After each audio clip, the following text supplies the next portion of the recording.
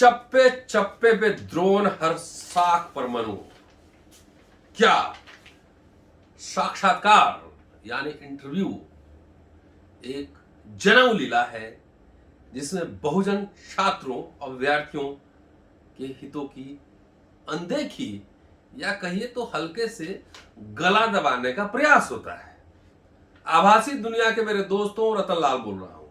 काम की बात लाल की क्लास में आपका स्वागत है और पेश है अंबेडकर नामा का यह स्पेशल इंटरव्यू, स्पेशल साक्षात्कार विशेष। चलिए अब बात शुरू करते हैं। मेरी सबसे पहली किताब आई थी और कितने रोहित, और वो मैं दिखा रहा हूं कवर, उस समय काफी लोगों ने पढ़ा था इसको। ये किताब है, इसको देखिए। उसका पहला ही टाइटल है चप्पे चप्पे पर द्रोण, हर शाख पर मनु। और इस किताब को पलटेंगे आप तो इसमें तकरीबन 40 लेख हैं। टीना ढाबी उस समय आईएएस बनी थी, तो आईएएस होने का मतलब आखिरी लेख था। सम्यक प्रकाशन ने छापा है और इसमें हमने यही दिखलाने की कोशिश की है कि कैसे होता है सांस्थानिक दमन और साजिशें।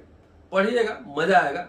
और बहुत ही गहन नहीं है, बहुत ही सिंपल लैंग्वेज में लिखा हुआ है, आम पाठक को समझने के लिए लिखा हुआ है किताब। कई शोधार्थियों ने बीएचयू में, वर्धा अंतर्राष्ट्रीय विश्वविद्यालय, कई शोधार्थियों ने इस किताब का अपने पीएचडी में इस्तेमाल किया है। शुक्रिया है उन सबका कि उनको कुछ मीनिंगफुल लगा।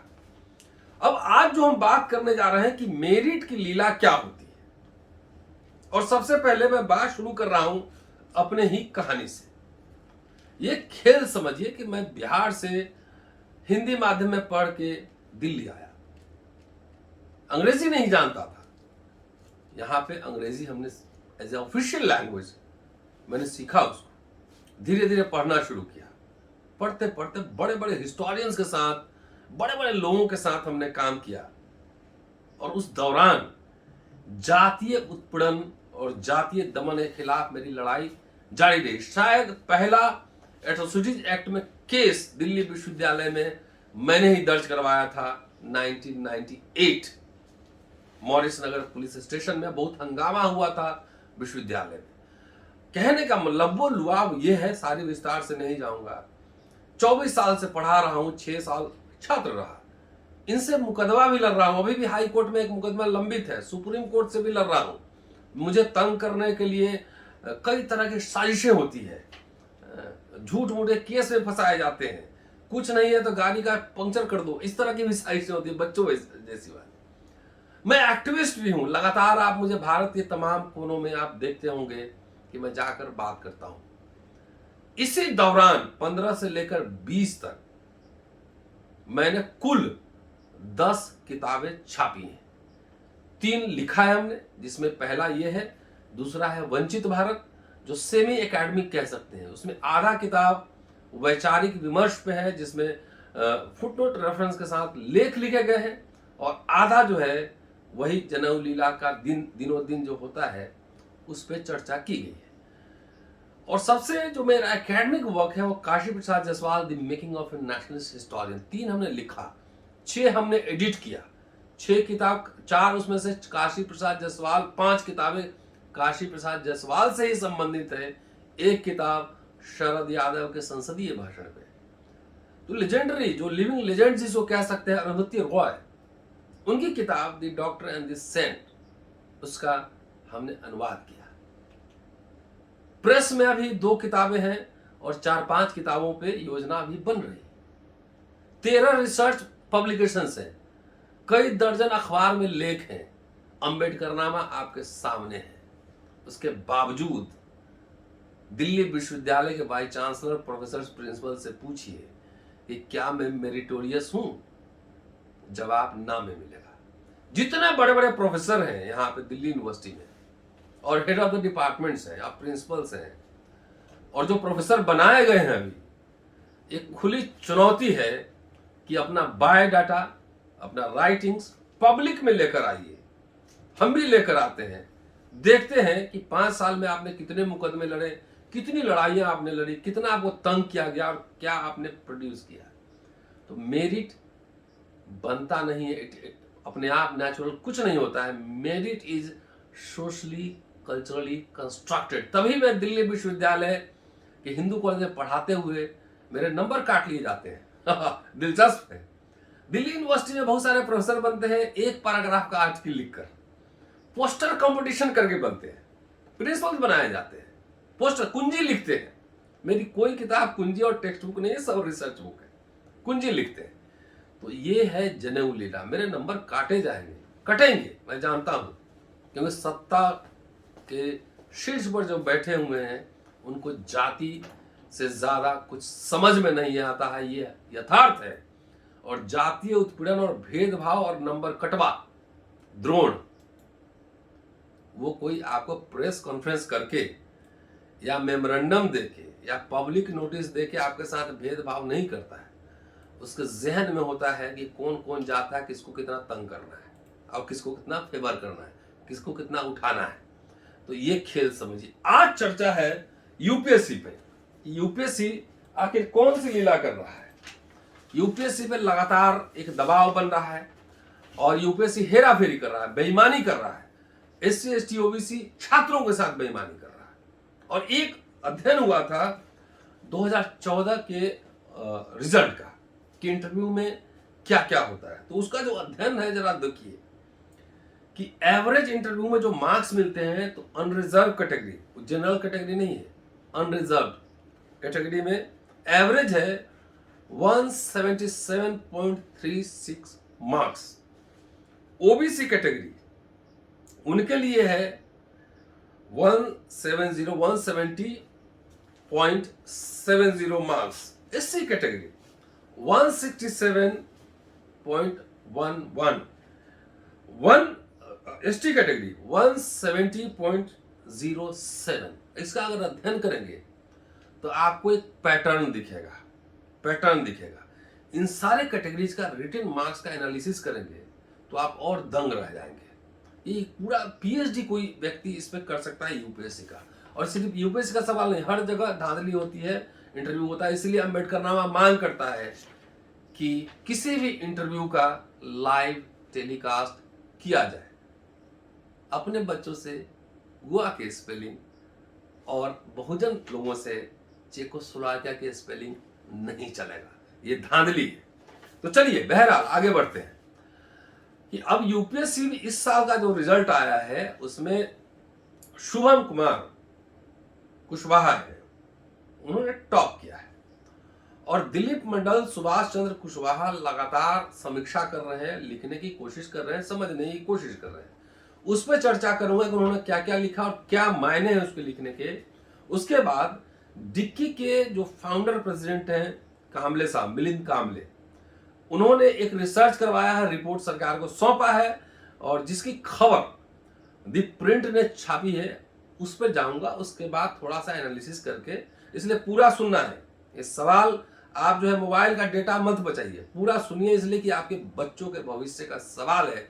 इसलिए अम्बेडकरनामा इतनी मेहनत, इतना प्रयास कर रहा है।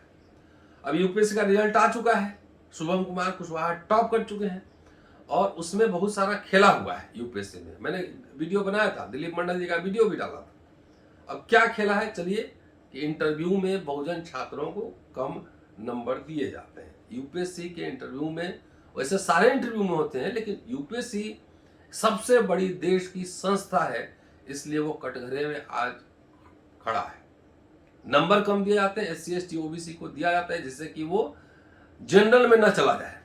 उसमें सुभाष चंद्र कुशवाहा ने एक फोटो शेयर किया है इंटरव्यूज का, और उन्होंने लिखा है कि भारत में जातिवादी पक्षधरता सदियों से एक बड़ी आबादी को किनारे लगाए रही और भारतीय संविधान के बाद थोड़ा बहुत जो हक उपेक्षितों को मिलना शुरू हुआ, उसको खत्म करने के लिए भली भांति तरीके अपनाए जा रहे हैं।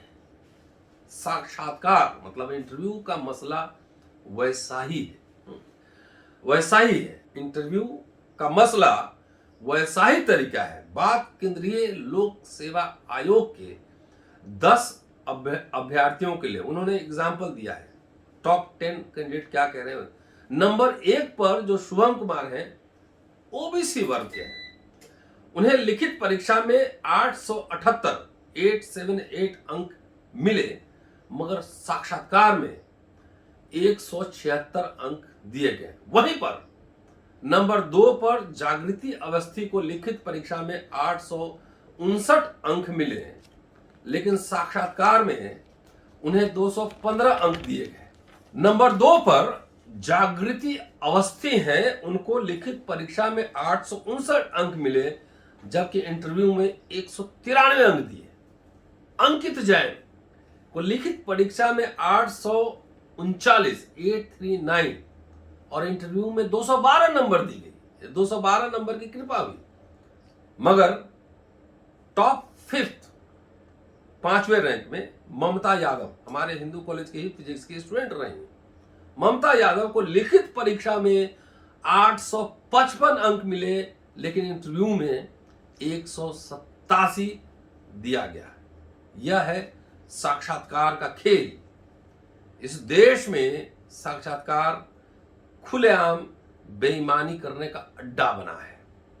लखनऊ विश्वविद्यालय का एग्जाम्पल देते हुए सुभाष चंद्र कुशवाहा लिखते हैं कि अभी लखनऊ यूनिवर्सिटी में टीचर्स की भर्ती में लगातार दबाव बनाया गया कि केवल सवर्ण वर्ग के अभ्यर्थियों का ही, कैंडिडेट्स का ही चयन हो, उन्हें ही अधिक नंबर मिले। यह बात एक विभागाध्यक्ष, हेड ऑफ द डिपार्टमेंट, ने अपनी पोस्ट में लिखी थी। ऐसे में किसी भी चयन में मात्र लिखित परीक्षा होना चाहिए और अभ्यर्थियों के नाम के बजाय कोड नंबर लिखा जाना चाहिए। साक्षात्कार का मतलब भाई भतीजावाद, अपनों का चयन और न्याय की हत्या। चलिए, उन्होंने डेटा शेयर किया है पूरा। अब दिलीप मंडल साहब भी लगातार इस पे अपना शोध कर रहे हैं और हमलावर तेवर उन्होंने बनाया हुआ है यूपीएससी के बेईमानी का, उनके जन्म लीला का भंडाफोड़ कर रहे हैं। तो उन्होंने जो लिखा है कि अपला मिश्रा को सिविल सर्विस में टॉप 10 रैंक दिलाने के लिए सारी कायनात जुट गई। 215 नंबर मिले, 215। रिटेन में फिसड्डी थी। यूपीएससी का इंटरव्यू घोटाला आपको हिला कर रख देगा, इंतजार करें डिटेल्स का। आगे लिखा है उन्होंने, दिलीप मंडल साहब को जरा पढ़िए। आगे जो उन्होंने रेफरेंस दिया है, रिया ढाबी का रेफरेंस दिया है। रिया ढाबी शायद टीना ढाबी की बहन। रैंक लिखिट में रैंक 2 है। इंटरव्यू के जरिए उनको पीछे किया गया है।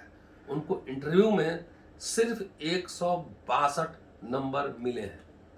शुभम कुमार का रिटर्न इतना अच्छा था कि इंटरव्यू के छिलाई छीलने में, काटने में, इंटरव्यू के छिलाई को झेल गए।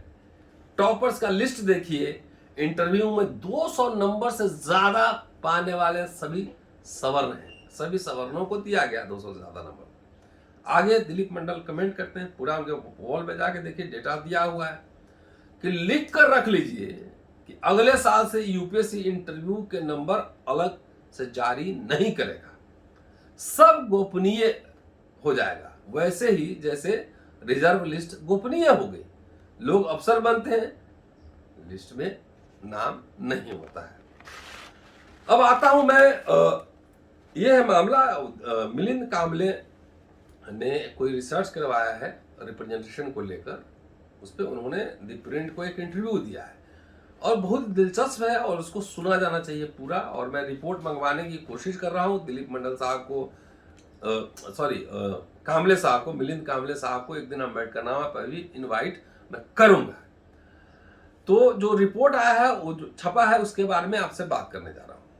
सर, लिखा गया है प्रिंट में जो लेख है कि सरकार द्वारा कमीशन की गई एक मसौदा रिपोर्ट में सिफारिश की गई है कि सिविल सेवाओं तथा दूसरी केंद्रीय अथवा राज्य स्तरीय परीक्षाओं में उम्मीदवार की जाति, उपनाम या उसके धार्मिक या सामाजिक पृष्ठभूमि का विवरण नहीं दिया जाना चाहिए, क्योंकि उससे भेदभाव की संभावना बढ़ जाती है। रिपोर्ट में कहा गया है कि केंद्र और राज्य दोनों स्तरों पर सिविल सेवाओं तथा दूसरी सेवाओं में खुली प्रतियोगिताओं के जरिए चुनाव की प्रक्रिया में व्यक्तिगत परीक्षण, इंटरैक्शन, पर्सनल इंटरैक्शन और इंटरव्यू, साक्षात्कार की स्टेज पर भेदभाव की संभावना ज्यादा रहती है। गोवा के स्पेलिंग सही गलत बोल के भी कोई पास कर जाएगा और बहुजन छात्र चेक वाला है क्या स्पेलिंग जो है सही बोल के फेल कर जाएगा। ये है असली जन्म लीला। एनीवेज, चलिए आगे बढ़ते हैं कि डिक्की नाम आपने सुना होगा, Dalit Indian commerce industry chamber. DICCI बहुत ही चर्चित संस्था है। इसके अध्यक्ष हैं, फाउंडर अध्यक्ष हैं मिलिंद कांबले। उन्होंने एक रिपोर्ट तैयार की है और सितंबर के महीने में ही सरकार को सौंप दिया है, उनके हवाले कर दिए। इस रिपोर्ट में निजी क्षेत्र में आरक्षण की पैरवी की गई है। मिलिंद कांबले का पूरा इंटरव्यू इसमें छपा। इंटरव्यू उन्होंने जो मेन बातें कही वो मैं आपके सामने साझा करना जा रहा हूं। उन्होंने कहा है कि एससी और एसटी के विकास पर शोध किया है और अपनी सिफारिशें दी हैं और आगे का रास्ता सुझाया है। उन्होंने गवर्नमेंट को सुझाव भी दिया है, सजेशन दिया है। रिपोर्ट में कहा गया है कि भेदभाव रोकने के लिए उम्मीदवारों के नाम तथा अन्य निजी विवरण, जिसमें आंसर शीट पर धार्मिक प्रतीक उस पर शामिल है, पर लगे प्रतिबंध को विस्तार देकर, जैसे आंसर शीट पे आप रिलीजियस सिंबल नहीं बना सकते हैं, इसमें प्रतिबंध है। कह रहे हैं कि इसको विस्तार देकर सभी भर्तियों में इंटरव्यू या व्यक्तिगत परीक्षण को इस दायरे में लाना चाहिए, कि जो प्रतिबंध लगा है उसके दायरे में इंटरव्यू को भी लेना चाहिए। यह प्रथा हर दृष्टिकोण से अच्छी है, क्योंकि इससे उत्तर पुस्तिकाओं में आंसर शीट के मूल्यांकन में किसी भी सामाजिक धार्मिक भेदभाव की रोकथाम हो जाती है। सभी छोटी या बड़ी भर्तियों में साक्षात्कार, इंटरव्यू या पर्सनल इंटरैक्शन को इस प्रथा के दायरे में लाना चाहिए, चाहे वो यूपीएससी के जरिए हो या किसी और भर्ती बोर्ड्स के जरिए हो, कि सबको इस दायरे में लाना चाहिए। रिपोर्ट में कहा गया है कि इसलिए जरूरी है कि विभिन्न चयन एजेंसियों के इंटरव्यू बोर्ड्स को उम्मीदवारों की सामाजिक और धार्मिक पृष्ठभूमि की जानकारी नहीं दी जानी चाहिए, जिससे निष्पक्ष मूल्यांकन सुनिश्चित किया जा सके। इससे सुनिश्चित होगा कि सरकारी नौकरियों के लिए प्रतिस्पर्धा कर रहे हैं, कंपटीशन दे रहे हैं, सभी श्रेणियों के साथ निष्पक्षता के साथ योग्य उम्मीदवारों का चयन होगा। आगे उन्होंने कहा है कि केंद्रीय लोक सेवा आयोग यूपीएससी उन उम्मीदवारों की धार्मिक और व्यापक सामाजिक श्रेणी का विवरण लेता है जो डिफरेंट सेवाओं के लिए, सर्विसेज के लिए आवेदन भरते हैं। और आवेदन जब भरते हैं तो उम्मीदवारों की सामाजिक पृष्ठभूमि का अंदाजा काफी हद तक उनके नाम से लग जाता है, जैसे नायर, अय्यर, आयंगर, नायडू, मेनन, बंदोपाध्याय, चट्टोपाध्याय, पटेल, पांडा। तो नाम के टाइटल से ही जनरल एंटीना में ऐसा तगड़ा पावर है, मैग्नेटिक है, कि खाली देख के ही पता लग जाता है कि कौन जात का कौन है, इससे पता लग जाता है। तो इसलिए इसको रोकने की जरूरत है और इस पे उन्होंने सुझाव दिए हैं। उन्होंने कई प्रोग्रेसिव सुझाव दिए, प्रगतिशील सुझाव दिए। मसलन सामाजिक न्याय मंत्रालय को अपना नजरिया बदलना चाहिए। 1970 के दशक में बनाई गई नीतियों का नए आर्थिक सुधारों के साथ तालमेल बिठाने की जरूरत है।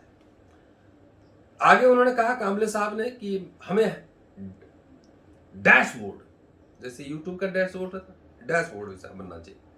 डैशबोर्ड जैसा कोई मजबूत रिपोर्टिंग सिस्टम बनाने की जरूरत है, ताकि स्कीमों को, सरकारी स्कीमों को प्रभावी ढंग से निगरानी की जा सके। एक मजबूत विजिलेंस सिस्टम बनाने की जरूरत है, ताकि कोई भी व्यक्ति विशेष घटक आयोजन और आदिवासी स्पेशल कंपोनेंट प्लान के द्वारा जो आवंटित धन है उसका दुरुपयोग न कर सके। हर वर्ष का आवंटन या उपयोग होना चाहिए। अगर नहीं हो रहा है तो उसको आगे बढ़ाया जाना चाहिए, उसे समाप्त नहीं करना चाहिए, ना ही किसी दूसरे काम में लगाया जाना चाहिए। अब जो स्पेशल कंपोनेंट प्लान है उसके बारे में थोड़ा ब्रीफ कर दूं। कल या परसों एक स्पेशल एपिसोड बनाऊंगा कि इंदिरा गांधी ने 1977, 78, 79 के आसपास उन्होंने स्पेशल कंपोनेंट बनाया था कि जिसमें SC ST के लिए राज्य सरकारों को अनुपात में पैसा दिया जाता है। और होता यह है चाहे कोई भी सरकार हो, वो SC ST कंपोनेंट प्लान का पैसा खर्च नहीं करती है पूरा, वो केंद्र सरकार को वापस कर देती है, या कई बार यहाँ अपने सरकारी दूसरे काम में वो पैसा लगा देती है। ये जनेऊ लीला है, हमारे लोगों को नहीं पता है। तो चलिए आगे कहते हैं कि उन्होंने कहा कि हर साल एक अच्छा बजट आवंटन होता है। होता यह है, पॉलिटिक्स जो समझा रहे हैं, होता यह है कि एक अंडरस्टैंडिंग बन जाती है और धारणा बन जाती है कि SC ST कल्याण के लिए इतना कुछ हो रहा है, इतना पैसा मिल रहा है, लेकिन जो लास्ट फाइनल रिजल्ट है उसमें बहुत कम खर्च होता है, बहुत कम उपयोग होता है। इस तरह से एक SC ST के खिलाफ एक गलत धारणा बनती है। उससे बचने के लिए एक मजबूत निगरानी प्रणाली है ना, सर्विलेंस सिस्टम की जरूरत है। उन्होंने इस बात पर भी प्रकाश डाला है कि अनुसूचित जातियों में कोई क्रीमी लेयर नहीं है, लेकिन ध्यान रहे स्कॉलरशिप देने में भारत सरकार ने क्रीमी लेयर लगाया हुआ है, एकदम इलीगल है, इलिजिटिमेट है, उस पर सवाल होना चाहिए, संसद में बहस होना चाहिए। रिपोर्ट में कहा गया है कि सार्वजनिक क्षेत्र में अनुसूचित जाति ग्रुप A और ग्रुप B श्रेणियों में लगभग 3,38,606 रोजगार है, 3,38,606 पोजीशन है। विधायिकाओं में कुल प्रतिनिधित्व तकरीबन 1,000 व्यक्तियों का है। ये अनुसूचित जातियों के क्रीमी लेयर है। 20 करोड़ से ज्यादा आबादी में ये संख्या बहुत मामूली है, अभी क्रीम बना ही नहीं है। ये संख्या 20 करोड़ क्या, अगर SC ST को आप लगा लेंगे तो तकरीबन जो है 40 करोड़ आबादी होगी अभी के हिसाब से। उस समय इतने लोगों को खाली रोजगार है, तो 40 करोड़ में मान लीजिए कि 3,40,000 के पास रोजगार है। परसेंटेज निकाल के देख लीजिए कितना परसेंट है। क्या क्रीम बना? क्रीम बनने के लिए थोड़ा थिक है ना, थोड़ा दूध पकता है, थिक लेयर बनता है। यहाँ तो अभी जो है ना ऊपर छिछला सा एक चादर है, कुछ नहीं है, वो कहीं कहीं है, वो दिखता भी नहीं है ठीक से। चलिए आगे का कहते हैं कि क्रीमी लेयर की अवधारणा एक आर्थिक पहलू है जो सामाजिक समस्या के अंदर बेमेल तरीके से पैदा हो गई है, और रोजगार और गरीबी का समाधान भूमि और व्यावसायिक उद्यमों में समावेशी संस्थागत परिवर्तन के जरिए किया जाना है। भूमि का वितरण, संस्थाओं में रिप्रेजेंटेशन, ये तमाम कि आरक्षण गरीबी उन्मूलन प्रोग्राम नहीं है, रिप्रेजेंटेशन का मसला है। इसलिए आगे उसमें कहते हैं कि इसके लिए आरक्षण और प्रतिनिधित्व के सिस्टम को छेड़छाड़ करने की जरूरत नहीं है। समुदाय की तात्कालिक जरूरत, अदृश्य creamy layer, invisible creamy layer, कोई फिल्टर नहीं बल्कि उनकी बौद्धिक पूंजी को बनाना है, उसको और इंपावर करना है, मजबूत करना है। जब वो इंपावर होंगे तो क्या होगा, जो विश्वविद्यालयों, न्यायपालिकाओं, पत्रकारिता, वैज्ञानिक एवं औद्योगिक अनुसंधान और निजी क्षेत्र में टीचर के पदों में रिक्तियां भर सकें, वो जब इंटेलेक्चुअल कैपिटल आपका डेवलप होगा तो कई जगह आपके लोगों को ट्रेंड करके भर्ती की जाएगी। ये बात कह रहे हैं। इंटरकास्ट मैरिज में भी सवाल उठाया गया है कि जिस तरीके से इंटरकास्ट मैरिज में प्रोत्साहन दिया जाना चाहिए, जो सिस्टम अभी है वो उचित नहीं है, उनको और अधिक मदद और कानूनी सुरक्षा की जरूरत है। इसके अलावा स्पेशल ड्राइव, SC ST के लिए स्पेशल ड्राइव की बात कर रहे हैं कि उसको स्पेशल ड्राइव करके सारी भर्तियों को बंद कर देना चाहिए। और चूंकि SC में क्रीमी लेयर नहीं है, इसलिए उसमें किसी भी तरह का जो बंटवारा है वह विचार घुसाने की जरूरत नहीं। कोविड पे ही बात हुई है, चलिए आगे बढ़िए, आगे मैं सुना रहा हूं। कोविड पे ही बात हुई है कि कोविड का सबसे बड़ा मार्क किस पे पड़ा है, बहुत दिलचस्प है। Centre for monitoring Indian economy और कंज्यूमर पिरामिड्स हाउस होल्ड सर्वे, इस दोनों के डेटाबेस का हवाला दिया गया है। उसमें बताया गया है कि अशोका यूनिवर्सिटी के प्रोफेसर अश्वनी देशपांडे और जर्मनी के हेडलबर्ग यूनिवर्सिटी के प्रोफेसर राजेश रामचंद्रन ने इस डेटा का विश्लेषण किया है।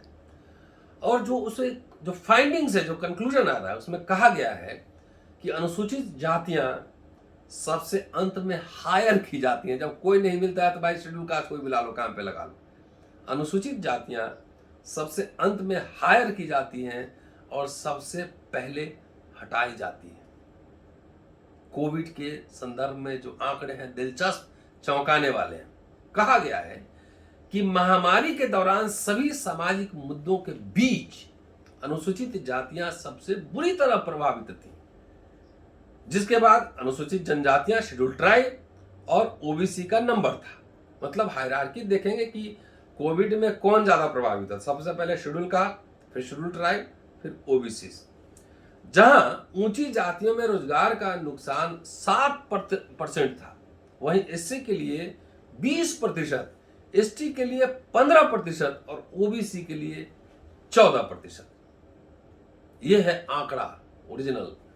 अगर निजी क्षेत्र के रोजगार में आरक्षण की व्यवस्था लागू होती तो इस तरह का प्रभाव का अंतर संभवतः कम हो सकता था, हालांकि इसे पूरी तरह नहीं बचा जा सकता था। यही कारण है कि पिछड़े वर्ग के लोग अब निजी क्षेत्र में आरक्षण की मांग कर रहे हैं। अंत रिपोर्ट में कहा गया है फाइनली कि इससे काफी स्पष्ट हो जाता है कि आरक्षण सिर्फ रोजगार का साधन ही नहीं है। इसका मकसद है कि बिना किसी पक्षपात के जो एससी एसटी ओबीसी के जो पढ़े लिखे उन्नत वर्ग हैं उनको बराबर रोजगार की सुरक्षा दी जाए। चूंकि यह पक्षपात इन वर्गों की जिंदगियों को बर्बाद कर रहा है कि नौ प्रोफेसर बनना है तो प्रोफेसर बनने कौन आएगा? जो एमए पास होगा, नेट होगा। तो कहने की जो उसमें पढ़े लिखे लोग हैं, जो थोड़ा सा डेवलप कम्युनिटी है, जो डेवलप लोग हैं, उसको जगह दिया जाए। ये एक तरीका है जिसमें योग्यता को पहचाना जाता है, लेकिन जिसमें अक्षमता के लिए कोई जगह नहीं होती है। चलिए फाइनली वो दलित मीडिया पे बात कर रहे हैं। उन्होंने कहा है कि सरकार को राष्ट्रीय और स्थानीय दलित मीडिया चैनलों को प्रायोजित करने पर विचार करना चाहिए, क्योंकि जरूरत है कि निष्पक्ष मीडिया चैनलों के जरिए समाज में एससी एसटी की समस्याओं को अवगत कराया जाए, रियल इशूज जाए लोगों के बीच में। तो ये बात है, बहुत ही गंभीर है। मैं कामले साहब से कोशिश कर रहा हूं कि अम्बेडकर नामा पे आए और बात रखें। चलते चलते बता रहा हूं कि दिल्ली सरकार के मंत्री राजेंद्र पाल गौतम ने यूपीएससी के इंटरव्यू में भेदभाव को लेकर 16 जुलाई 2021 को एक पत्र लिखा था। वो पत्र आपको शेयर करता हूं, स्क्रीन पे आप देखिएगा कि भेदभाव को लेकर पत्र लिखा था। चलते चलते कुछ सवाल उठाए दे रहा हूं। एक कि इंटरव्यू में डाइवर्सिटी के सिद्धांत, जो इंटरव्यूअर्स होते हैं, जो बोर्ड में बैठे होते हैं, डाइवर्सिटी के सिद्धांत को अपनाया जाए। साक्षात्कार का लाइव टेलीकास्ट हो, यह देखा जाए कि हर तरह के छात्रों के साथ आप एक ही तरह का सवाल कर रहे हैं और छात्र क्या जवाब दे रहे हैं ये पब्लिक देखे। क्या दिक्कत है? दिक्कत बा ये काम अमेरिका में हो रहा है। कई जगह हमारे शोध सहयोगी राजा चौधरी ने बताया है कि जो अमेरिका में लोक अदालत लगती है उसकी लाइव टेलीकास्ट होता है, नेशनल चैनल पे भी होता है। तो अगर इतना मेरिट का दम है तो जरा लाइव टेलीकास्ट करवा के दिखाइए। लोग ये भी देखेगा कि जो इंटरव्यू लेने वाला है, जरा वो प्रोफेसर लोग ही होते हैं, पढ़े लिखे लोग, जब फर्जी तरीके से प्रोफेसर बनते हैं तो इंटरव्यू क्या लेगा? फर्जी तरीके से बहुत लोग बनते हैं। मैं जानता हूँ, यूनिवर्सिटी में पढ़ा रहा हूँ, है ना। पोस्टर बना के, कुंजी छाप के प्रोफेसर बनते हैं। वो आपसे इंटरव्यू जब लेंगे तो इसमें सिर्फ इंटरव्यू देने वाले की मेरिट का जांच नहीं होगा, इंटरव्यू लेने वाले की मेरिट का जांच होगा। देखना ही है। शुक्रिया की वॉचिंग एंड शेयरिंग। अम्बेडकर नामा। आपसे अगले एपिसोड में फिर मुलाकात होगी।